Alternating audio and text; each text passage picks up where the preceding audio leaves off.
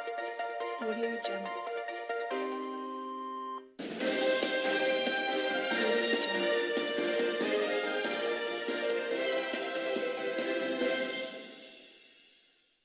I'm John Metzger. Welcome to our nightly 5 o'clock news on WKYC. It is November 8th, 1946.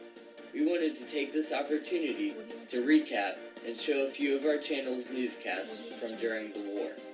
These include Pearl Harbor, Operation Husky, and the surrender of Japan. Thank you. Hello, I'm John Metzger, and welcome to the 5 o'clock nightly news on WKYC. It is December 7th, 1941. This has been a tragic day in American history. A military base, Pearl Harbor, in Oahu, Hawaii, was attacked at 7:48 this morning by Japan. Japan flew over bombing the American ships in the harbor. We are not sure at this time how many Americans have been killed. However, many are estimating around 3,000.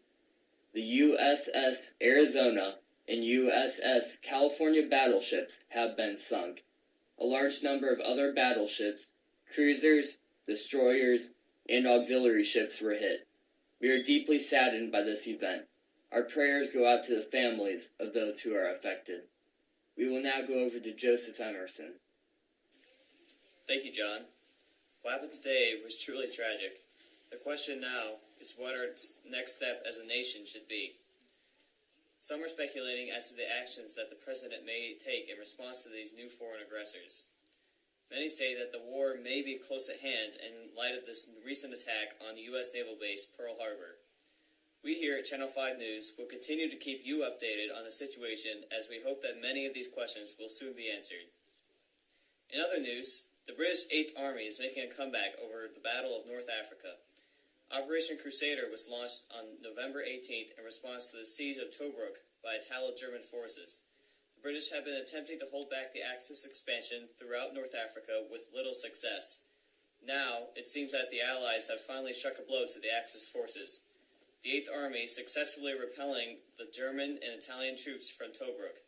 The British hope that this will allow them to more easily supply their military via the Suez Canal, and hope that the Axis forces will not be able to further pursue the conquest of the Suez Canal, one of the most important waterways in the world. Now we go to Jared Hostetler, who is live on the scene in Egypt with the in-depth report on Operation Crusader. Thanks, Joe.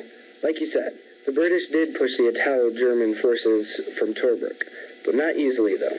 Many casualties were recorded from both sides. I'm currently outside of a British barrack with a soldier named Nigel Pinchley. How is life being a British soldier? It actually is not bad. Being in the British 7th Armored Division, I've seen quite a bit on the battlefield. Aside from battle, we get along quite well and have the privilege of fair treatment. The army is very rewarding and at times beneficial to those who are willing to fight for their homeland. Throughout the past, I've gained confidence, strength, and courage. That's good to hear. Do you have any requests for the Americans watching this newsreel? Yes, we need more Americans to join the war effort and help the Allies beat Germans and Japanese. Thank you, Nigel. Now back to John and Joe in the studio. Gentlemen? Hello, this is John Metzger. Welcome to the 5 o'clock nightly news. It is August 4th, 1943. Our reports are showing that the Americans are doing an outstanding job making their way through Sicily. They are kicking the Germans and Italians back. It appears the battle will be over soon. It has been a costly battle for the Allies, who have suffered around 20,000 casualties. However, the Italians and Germans have lost nearly 140,000 soldiers. This will likely be a key victory for the Allies as they attempt to defeat Hitler and the Germans. We will now go to Jared in the field. That's right, John. America is really pushing through Sicily easier than expected. This did not come without a price. How did your platoon manage to do this, Lieutenant Smith? Thanks to all the support from American citizens buying war bonds, we were able to afford the proper equipment and training to complete the difficult task. Thank you, Lieutenant. Back to you, Joe. In other news, the U.S. is making great strides in its New Georgia campaign in the Pacific. Today marked the end of a decisive victory in the Solomon Islands at the Battle of Munda Point. Allied military forces from the U.S., Australia, and New Zealand have been using an island-hopping strategy to fight its way island by island towards the Japanese mainland. It appears that Japan is now on the run from Allied naval forces, but are staging fierce defensive battles in an attempt to save their empire through the Far East. Hello, this is John Metzger, and welcome to our nightly 5 o'clock news. It is August 15th, 1945. Breaking news has just been reported. The war is over. Japan has signaled for a ceasefire and surrendered shortly after the dropping of the atomic bombs over Hiroshima and Nagasaki. Our soldiers will be coming back home. This is truly a joyful day for Americans everywhere. We are going to our on-scene reporter, Jared Hostetler. Hello, Private Jones. How do you feel about flying the Enola Gay? I felt honored. Many people think what I did was inhumane, but they do not realize the threat that was Japan. I also encourage young Americans to fight for the military and fight for freedom like I did. Thank you for your service and time today, Private. Now back to Joe Emerson. Joe?